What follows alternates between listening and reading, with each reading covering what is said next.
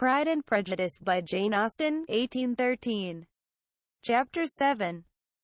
Mr. Bennet's property consisted almost entirely in an estate of £2,000 a year, which, unfortunately for his daughters, was entailed, in default of heirs male, on a distant relation. And their mother's fortune, though ample for her situation in life, could but ill supply the deficiency of his. Her father had been an attorney in Meriden, and had left her £4,000. She had a sister married to a Mr. Phillips, who had been a clerk to their father and succeeded him in the business, and a brother settled in London in a respectable line of trade. The village of Longbourn was only 1 mile from Meriden, a most convenient distance for the young ladies, who were usually tempted thither 3 or 4 times a week to pay their duty to their aunt and to a milliner's shop just over the way. The 2 youngest of the family, Catherine and Lydia, were particularly frequent in these attentions. Their minds were more vacant than their sisters', and when nothing better offered, a walk to Meriden was necessary to amuse their morning hours and furnish conversation for the evening. And however bare of news the country in general might be, they always contrived to learn some from their aunt. At present, indeed, they were well supplied both with news and happiness by the recent arrival of a militia regiment in the neighborhood. It was to remain the whole winter, and Meriden was the headquarters. Their visits to Mrs. Phillips were now productive of the most interesting intelligence. Every day added something to their knowledge of the office's names and connections. Their lodgings were not long a secret, and at length they began to know the officers themselves. Mr. Phillips visited them all, and this opened to his nieces a store of felicity unknown before. They could talk of nothing but officers. And Mr. Bingley's large fortune, the mention of which gave animation to their mother, was worthless in their eyes when opposed to the regimentals of an ensign. After listening one morning to their effusions on this subject, Mr. Bennet coolly observed, "From all that I can collect by your manner of talking, you must be 2 of the silliest girls in the country.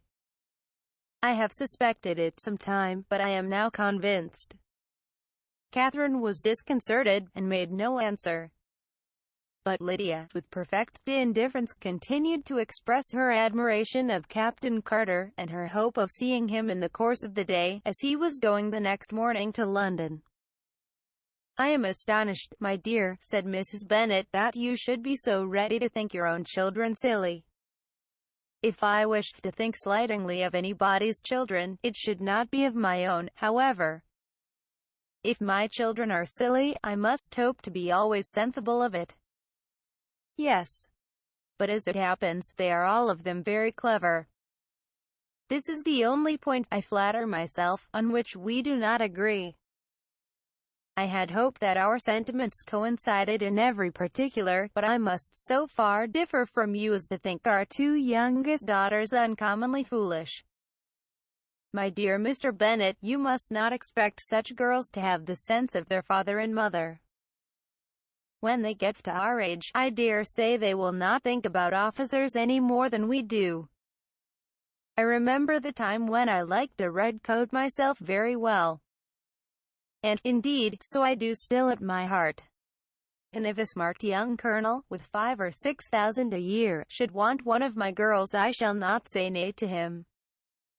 And I thought Colonel Forster looked very becoming the other night at Sir William's in his regimentals." "Mamma," cried Lydia, "my aunt says that Colonel Forster and Captain Carter do not go so often to Miss Watson's as they did when they first came. She sees them now very often standing in Clark's library." Mrs. Bennet was prevented replying by the entrance of the footman with a note for Miss Bennet. It came from Netherfield, and the servant waited for an answer. Mrs. Bennet's eyes sparkled with pleasure, and she was eagerly calling out, while her daughter read, "Well, Jane, who is it from? What is it about? What does he say? Well, Jane, make haste and tell us. Make haste, my love." "It is from Miss Bingley," said Jane, and then read it aloud. "My dear friend.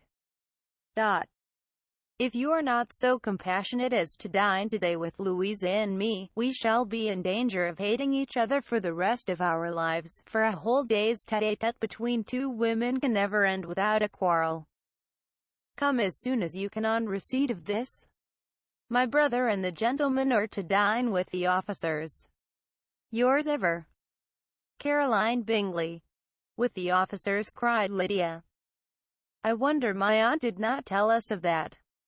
Dining out, said Mrs. Bennet. That is very unlucky. Can I have the carriage? Said Jane. No, my dear, you had better go on horseback because it seems likely to rain. And then you must stay all night. That would be a good scheme, said Elizabeth, if you were sure that they would not offer to send her home. Oh, but the gentlemen will have Mr. Bingley's chaise to go to Meryton, and the Hursts have no horses to theirs. I had much rather go in the coach. But, my dear, your father cannot spare the horses, I am sure. They are wanted in the farm, Mr. Bennet, are they not? They are wanted in the farm much oftener than I can get them. But if you have got them today, said Elizabeth, my mother's purpose will be answered. She did at last extort from her father an acknowledgment that the horses were engaged. Jane was therefore obliged to go on horseback, and her mother attended her to the door with many cheerful prognostics of a bad day. Her hopes were answered. Jane had not been gone long before it rained hard. Her sisters were uneasy for her, but her mother was delighted. The rain continued the whole evening without intermission. Jane certainly could not come back. This was a lucky idea of mine, indeed, said Mrs. Bennet more than once, as if the credit of making it rain were all her own. Till the next morning, however, she was not aware of all the felicity of her contrivance. Breakfast was scarcely over when a servant from Netherfield brought the following note for Elizabeth. My dearest Lizzie. I find myself very unwell this morning, which, I suppose, is to be imputed to my getting wet through yesterday. My kind friends will not hear of my returning till I am better. They insist also on my seeing Mr. Jones. Therefore do not be alarmed if you should hear of his having been to me. And, excepting a sore throat and headache, there is not much the matter with me. Yours, etc. Well, my dear, said Mr. Bennet, when Elizabeth had read the note aloud, if your daughter should have a dangerous fit of illness, if she should die, it would be a comfort to know that it was all in pursuit of Mr. Bingley, and under your orders. Oh, I am not afraid of her dying. People do not die of little trifling colds. She will be taken good care of. As long as she stays there, it is all very well.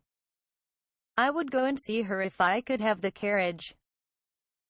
Elizabeth, feeling really anxious, was determined to go to her, though the carriage was not to be had.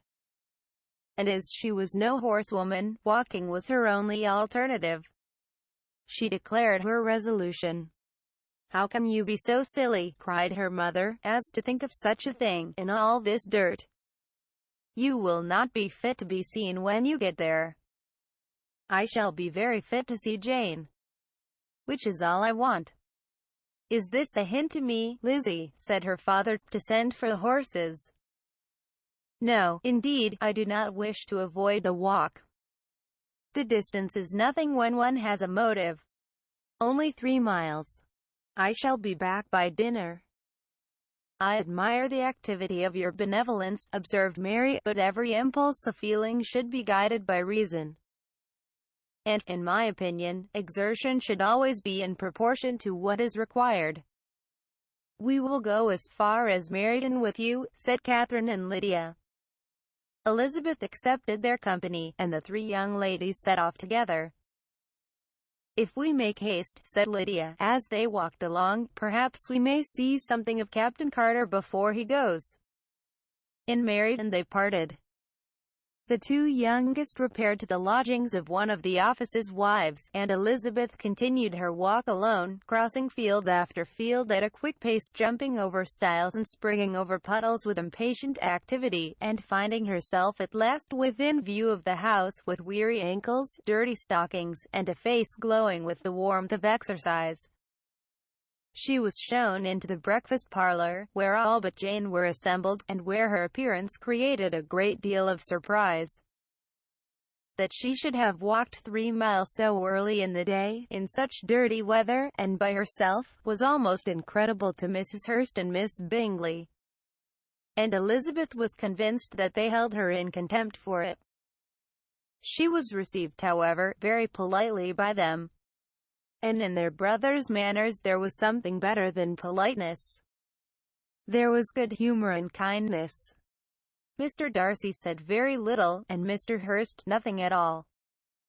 The former was divided between admiration of the brilliancy which exercise had given to her complexion, and doubt as to the occasions justifying her coming so far alone. The latter was thinking only of his breakfast. Her inquiries after her sister were not very favourably answered. Miss Bennet had slept ill, and though up, was very feverish, and not well enough to leave her room. Elizabeth was glad to be taken to her immediately. And Jane, who had only been withheld by the fear of giving alarm or inconvenience from expressing in her note how much she longed for such a visit, was delighted at her entrance. She was not equal, however, to much conversation, and when Miss Bingley left them together could attempt little besides expressions of gratitude for the extraordinary kindness she was treated with. Elizabeth silently attended her. When breakfast was over they were joined by the sisters, and Elizabeth began to like them herself, when she saw how much affection and solicitude they showed for Jane. The apothecary came, and having examined his patient, said, as might be supposed, that she had caught a violent cold, and that they must endeavour to get the better of it. Advised her to return to bed, and promised her some draughts. The advice was followed readily, for the feverish symptoms increased, and her head ached acutely. Elizabeth did not quit her room for a moment, nor were the other ladies often absent. The gentlemen being out, they had, in fact, nothing to do elsewhere. When the clock struck 3, Elizabeth felt that she must go, and very unwillingly said so. Miss Bingley offered her the carriage, and she only wanted a little pressing to accept it, when Jane testified such concern in parting with her, that Miss Bingley was obliged to convert the offer of the chaise to an invitation to remain at Netherfield for the present. Elizabeth most thankfully consented, and a servant was dispatched to Longbourn to acquaint the family with her stay and bring back a supply of clothes.